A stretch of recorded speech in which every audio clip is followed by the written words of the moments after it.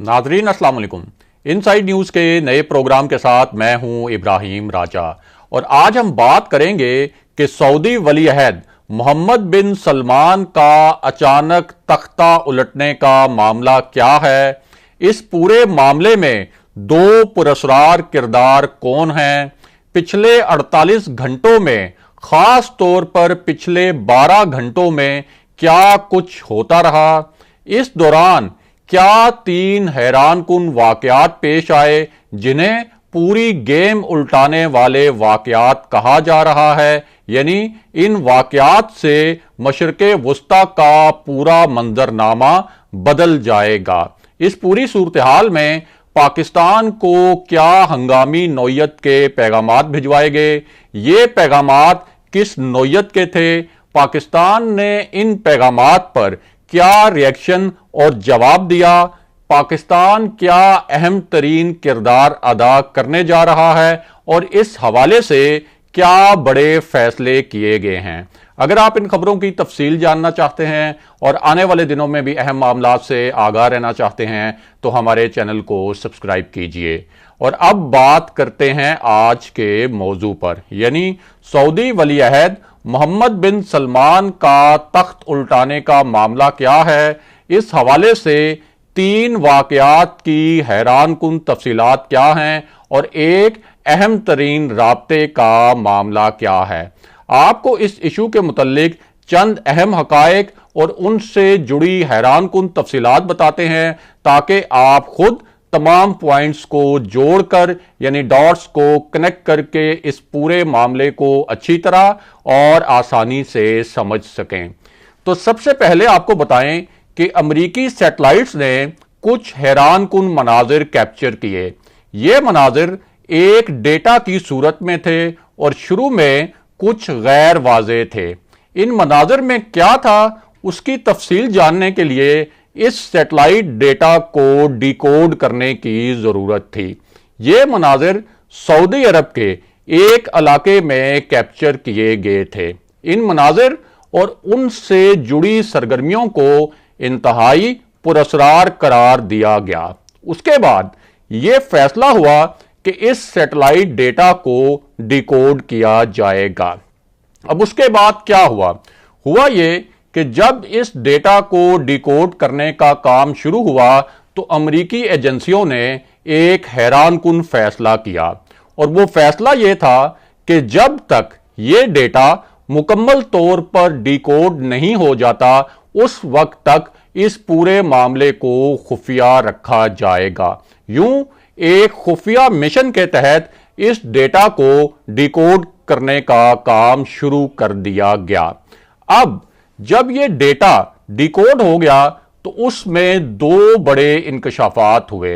ये इतने बड़े इंकशाफात थे कि अमरीकी एजेंसियां इन इंकशाफात पर हैरान रह गईं।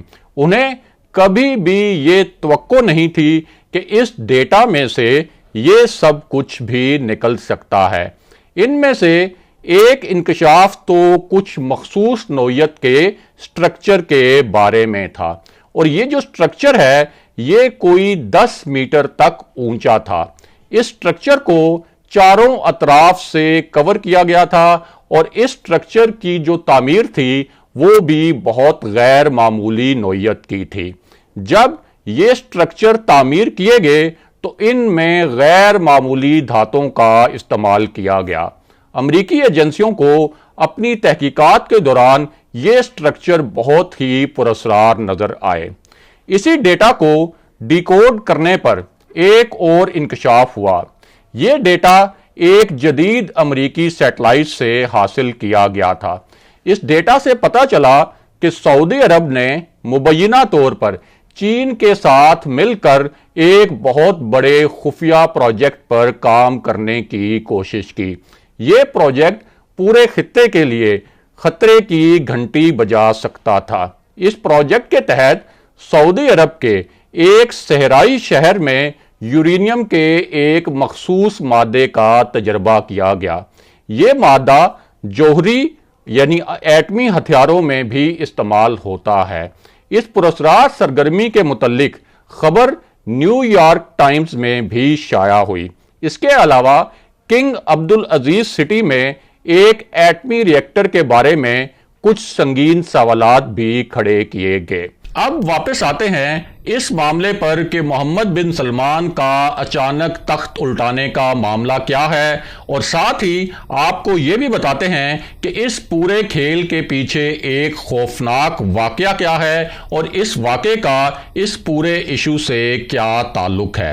تو معاملہ یہ ہے کہ محمد بن سلمان نے ایک خطرناک حکم دیا تھا اور اس حکم کے بعد ایک بہت بڑا قدم اٹھایا گیا۔ اس حوالے سے امریکی تحقیقاتی ایجنسی CIA نے تحقیقات شروع کی تھیں۔ یہ تحقیقات 4 ماہ سے زائد جاری رہیں۔ ان تحقیقات کا جو پورا محور تھا وہ محور سعودی ولی عہد محمد بن سلمان اور ان کے قریبی ساتھی تھے۔ اس تحقیقاتی عمل کو بھی پہلے مکمل طور پر خفیہ رکھا گیا۔ CIA نے یہ تحقیقات مکمل ہونے کے بعد ایک مفصل رپورٹ بنائی۔ اس رپورٹ میں کچھ دھماکہ خیز قسم کے انکشافات کیے گئے۔ یہ انکشافات محمد بن سلمان کے حکم پر ہونے والے ایک آپریشن کے متعلق تھے۔ یہ آپریشن استنبول میں سعودی قونصل خانے میں کیا گیا۔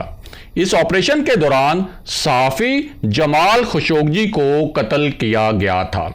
CIA کی رپورٹ کے مطابق اس آپریشن کا حکم محمد بن سلمان نے دیا تھا، اور جو امریکی صدر تھے ڈونلڈ ٹرمپ، ان کے دور میں اس رپورٹ کو خفیہ رکھا گیا تھا۔ لیکن اب نئی امریکی انتظامیہ نے باضابطہ اعلان کیا ہے کہ اس رپورٹ کو ڈی کلاسیفائی کیا جائے گا اور صحافی جمال خشوگی کے قتل کے ذمہ داروں کی نشاندہی کی جائے گی۔ بہرحال واپس آتے ہیں کہ محمد بن سلمان کے لیے خطرے کی کیا بہت بڑی گھنٹی بجی ہے، اور اس حوالے سے امریکی صدر جو بائیڈن نے کیا بڑے اور حیران کن اعلانات کیے ہیں۔ ان میں ایک اعلان تو انہوں نے محکمہ خارجہ کے دورے کے موقع پر کیا۔ سابق امریکی صدر ٹرمپ نے 1 سال تک امریکی محکمہ خارجہ کا دورہ نہیں کیا تھا، لیکن جو بائیڈن نے ابتدائی چند دنوں میں ہی یہ دورہ کر کے اپنی خارجہ پالیسی کو واضح کر دیا۔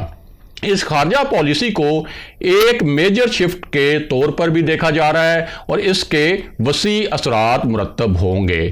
جو بائیڈن کی پالیسی میں ایک بڑا اعلان یہ تھا کہ امریکہ یمن میں حوثی باغیوں کے خلاف جنگ میں سعودی عرب کے ساتھ تعاون ختم کر رہا ہے۔